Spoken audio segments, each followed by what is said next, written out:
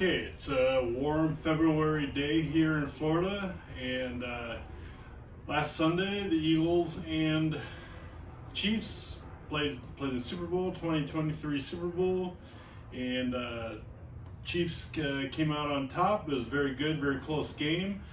Both those teams used BFR throughout their season, and if you want to know more about that, I've got a blog post. You can look at I'll go to my website, look at the blog post. But I'm just going to give you a demonstration of how I personally use the BFR bands, the blood flow restriction bands. As you can see, I've got the B3 bands here on my arms. I'm going to pump them up real quick, and I'm just going to go through just a simple arm and or upper body workout that I typically do.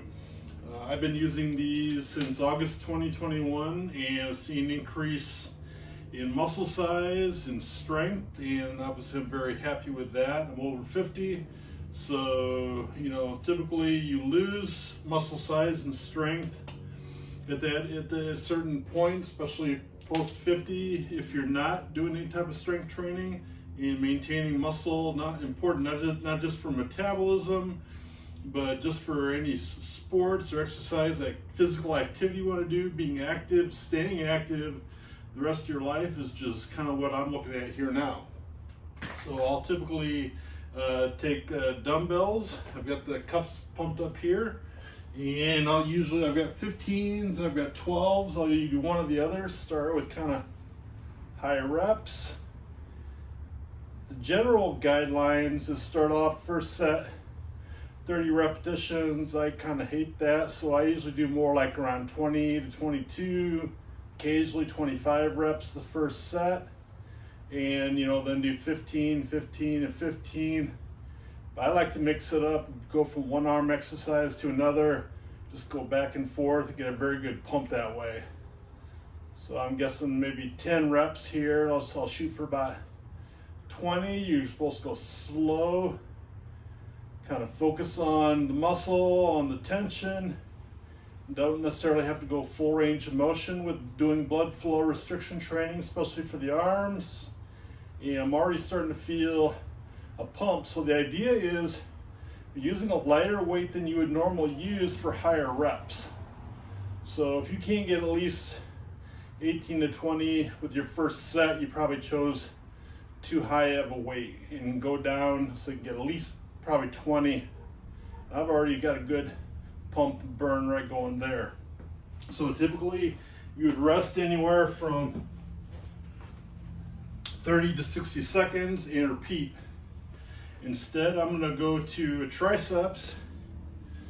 In my first set here, I've got a 20-pound kettlebell, and there again I can easily get 25, 30 with this. And then sometimes I go up and wait for the following sets, but like I say, I've kind of experimented with this over the last year and a half, and that's kind of what works well for me. I've had some wear and tear on my elbows, so the lighter weight for the first set to get the pump, get everything moving, is a good thing for me.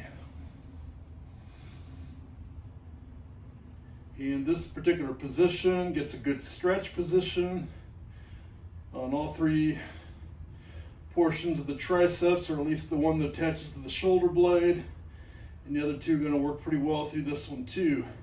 If you don't have a kettlebell, you could use a weight plate. You can easily use a 25-pound weight plate, or for a little stronger, a 35-pound weight plate. For not as strong, maybe a 10-pound weight plate, but okay. Don't know how many reps that was. I'm not worried. I'm just going for the pump till I start to feel the burn. I've already got a burn there. So now I can go right back to the biceps. And so I kind of mix things up. So I'm gonna go hammer curls for the second and third sets. Or however, either way, I'm just getting the biceps are working either way. The unique thing with the cuffs is you kind of get some of the accessory muscles that are in the vicinity. Meaning, even while I'm doing this, my pecs and my lats are getting some pump. They're getting some work in too. Okay, I'm already feeling a good pump. So for me today, that may have been too heavy a weight to start off with. So I'll finish with the 12s on the following sets with the biceps. And I'm just gonna rest a second. So you do get your heart rate up because you're doing high reps with a little rest. So you are getting some cardiovascular work in that way. You know, anytime you do high reps in the pump, yeah, you're working primarily slow twitch muscle fibers, but there again, because I'm fatiguing the muscle quickly with the blood flow restriction, I get both fibers, both the slow twitch and the fast twitch fibers. Fast twitch fibers a little bit bigger and more important for strength and power. Okay, so now I'm gonna shoot for about 12 to 15 with this one.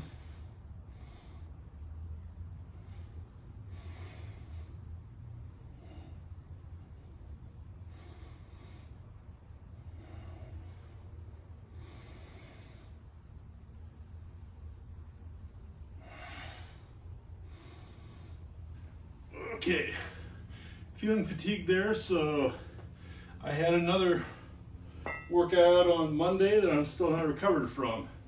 So typically I'll do one workout a week with this for either the arms. I did legs last night, and then I'll do regular strength training with either free weights, weight machines, or whatever, once to twice a week on the other days. And I think the combination is very good. Not just for size and strength. Again, muscle size. You lose muscle size as you age no matter what. So you got to really work to keep it because it's very important. So now I'll go back down to my bicep curls. I'll go down in weight. I'll go to the 12s, which today was I was fatigued. I probably would have better off starting with. But this just kind of gives you kind of a general idea how they're used.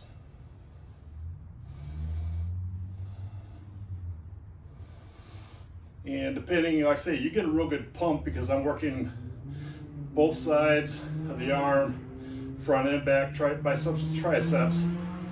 So there again, you may get as little as 3 sets of each, and that's fine. And then go on to something else or do whatever, or just be done. So I've already got a good pump there. When I got a pump that burn, I know I got the fatigue going. And that's there again. You're working to the point of fatigue in order to get results, whether you're using the bands or not. You got to get to or very close to the point of fatigue in order to get results or to maintain results with weight training. Very important. If you're just going through the motions and you're nowhere near going near, fatigue or failure, you're probably not going to get results, or they're not going to be as good as you would otherwise. Okay, so I think I got one more set with the heavier kettlebell for the triceps.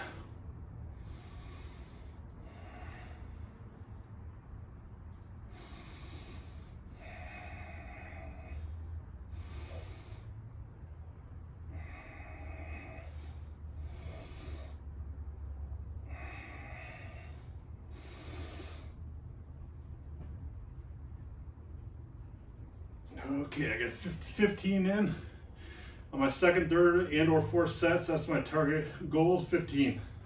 So there again, I got it. I could have gone back down if I did another set. Fourth set, I'd probably go down to the lighter kettlebell again. But as you can see, I'm already working hard, getting a sweat. It's already 85 degrees here in Florida. And even though I'm not a bodybuilder, it is nice to see the pump in the muscles. It feels good to me, at least.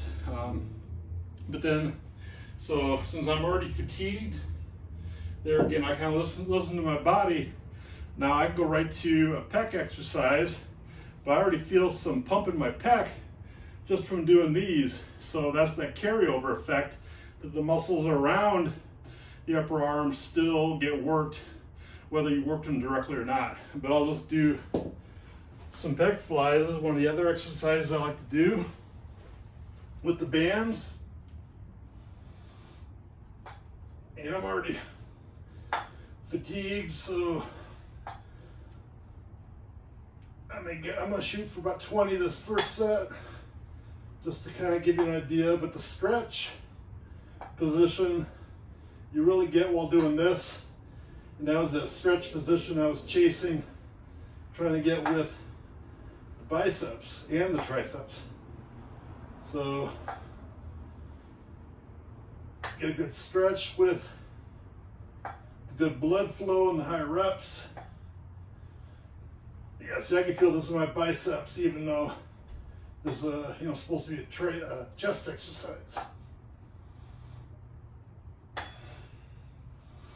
Okay, I don't know how many that is, but I'm getting fatigued, so I'm gonna stop. Okay, so yeah, I'm not used to this Florida heat in February either, so I'm getting a little warm.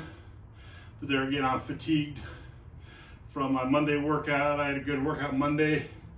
So there again, typically I can do this in between to help accelerate, how well I recover from my regular weights training workout. So that's why there again, you don't always have to go the extreme if you're doing this, doing regular weights, part of the time, part of the week, and blood flow restriction the rest. Okay, and that's something else if I'm doing chest, I'll typically do 4 sets of that, and then I might do a pullover,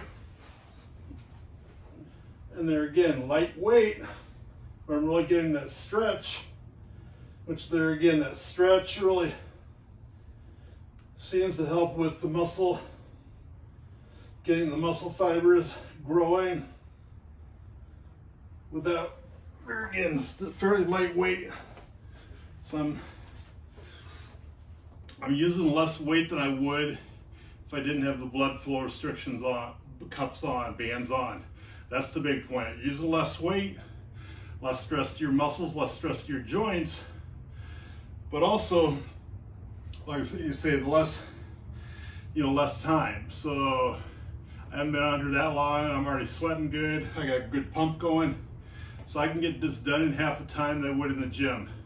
Let's face it, I'd rather live life outside the gym, as most of you would. Some people love spending hours and hours at the gym. Fine. Most of us don't. And that's kind of pretty obvious. Okay, so like I say, I've had some shoulder issues. So after this, I may go right to some rotator cuff exercises for the shoulder, and/or I'll do one of the exercises I like to do for the posterior deltoid, which is very important for shoulder health, is kind of get on the bench at an angle here and just keep nice, slow tension on that back of the shoulder, which is very important for strong and stable shoulders. Hardly ever gets worked as much as it should. It's a great exercise to do it. And depending on how I feel, I may go ahead and just take the cuffs off and do this afterwards. But I can keep the cuffs on, the bands on for up to 20 minutes. Usually somewhere from 10 to 15 minutes, and then I take them off. And I may do a little bit of stuff afterwards.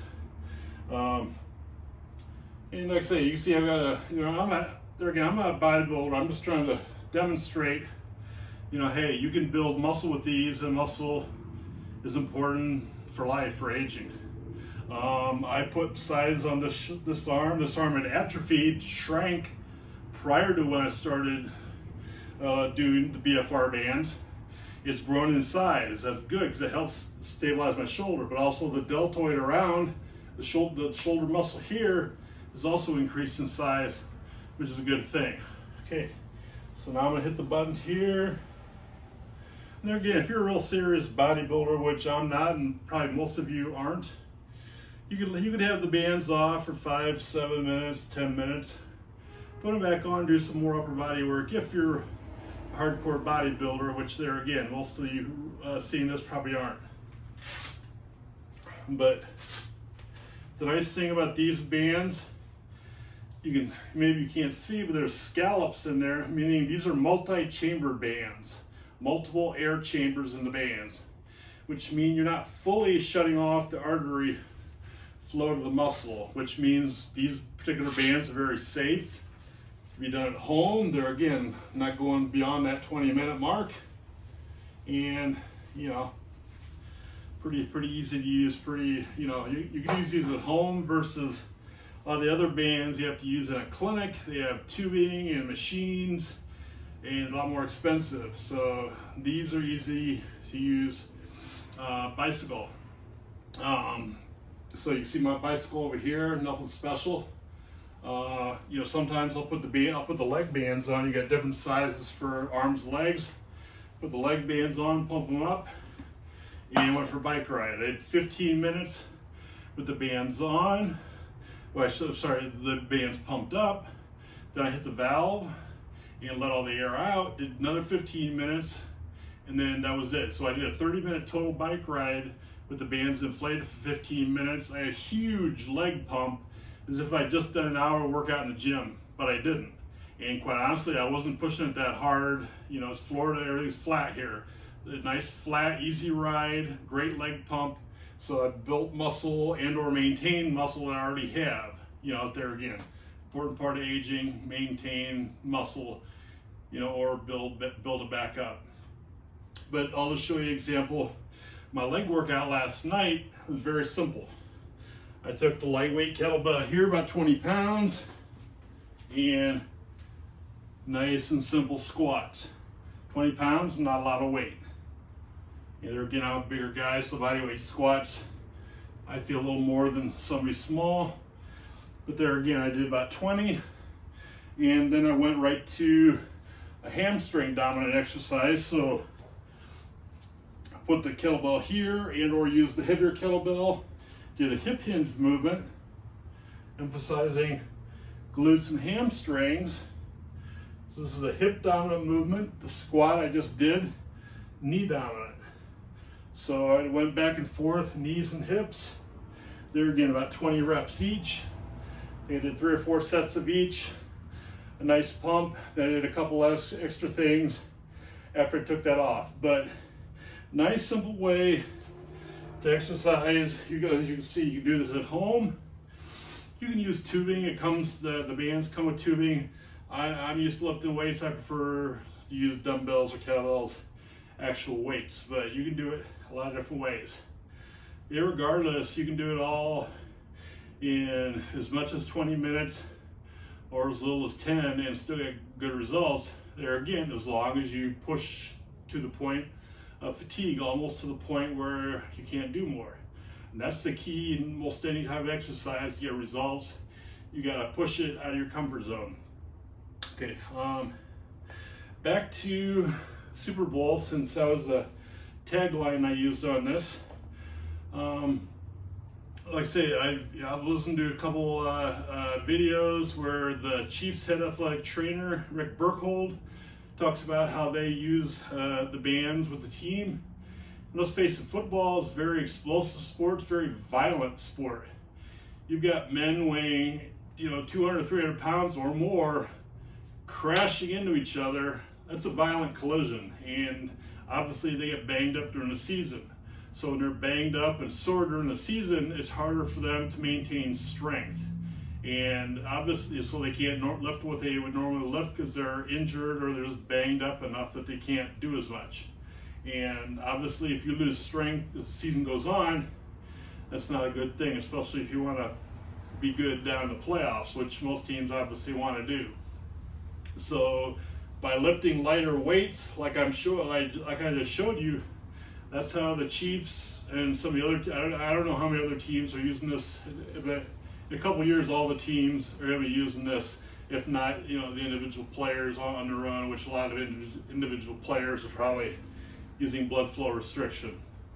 But since it's less stress on the joints, lifting less weight, but yet you can still maintain your muscle strength and size, that's how these football players can help get through their football season. Or the one picture shows the Eagles back in early November. They've got the bands on and they're doing stationary bike workout to help pump all the, the fluids, the waste products from exercise out of their muscles while they're wearing the bands. So so they can recover faster, so that they can be ready again for the next game. So that's one way to do it. Like I say, if you're up north and you both don't have a lot of time, or one of the easiest things you could do for your legs is do a stationary bike workout with the leg bands on. Like I say, you could do it as little as 10 minutes. Or you could do, like I say, you could do 10 to 15 minutes with the bands inflated, deflate them, and do another 5, 10, whatever minutes, just get a little more blood flow. But there again, you can get it all done in as little as 20 minutes or even 10 minutes, half hour max. And if you really want to do both in the same workout, you could spend 10 to 20 minutes doing your lower body, wait a little bit, obviously take the leg bands off, and then say do 10 to 20 minutes upper body, and you still would have less than an hour and you did your total body. But you really don't. I experimented and just did the 4 exercises: biceps, triceps, the 2 leg exercises, squats and hip hinge I showed you in a single 20-minute workout, and that's all I needed. Great pump. Obviously, when you do blood flow restriction training, you get a large release of growth hormone. Growth hormone is in our body, but sometimes past a certain age we have a hard time accessing unless we do really strenuous workouts, which there again, a lot of us over 50 can't necessarily always do real strenuous workouts to get to that growth hormone release. But you can with blood flow restriction. But there's also other chemicals and hormones released. Nitric oxide, very important in your blood vessels, help open them up, increase circulation. There's also another one, vascular endothelial growth factor, which quite honestly I can't explain other than the fact is there again helps with the blood flow and important for cardiovascular health. So a lot of good things about blood flow restriction training. It's going to explode the next 2 or 3 years just because there again, we've got an aging population, we've got an obese population, and we don't really seem to have any answers for them. This is an answer.